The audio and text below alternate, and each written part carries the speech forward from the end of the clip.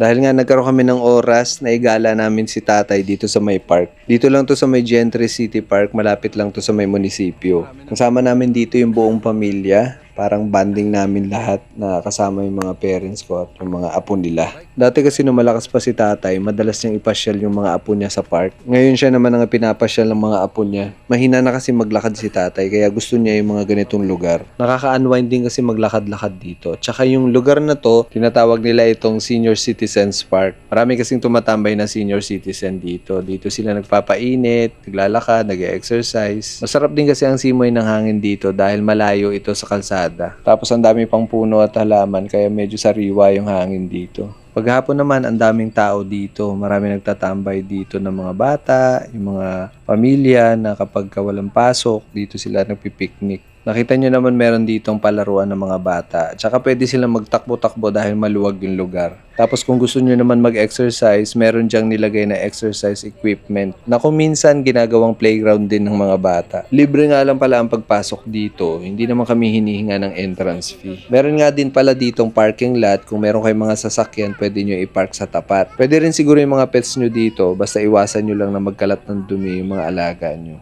Masarap din pumunta dito pagkahapon. Kaya lang medyo maraming tao dito lalo na pag weekend. Kung minsan naman nagkakaroon din ng event dito pagkagabi. Meron nga pala sana kami pwedeng pagdalhan kay tatay kapag kaumaga. Kaya lang ang problema, hindi kami pwedeng pumasok doon nang hindi kami taga doon. Exclusive lang siya para sa mga taga doon lang.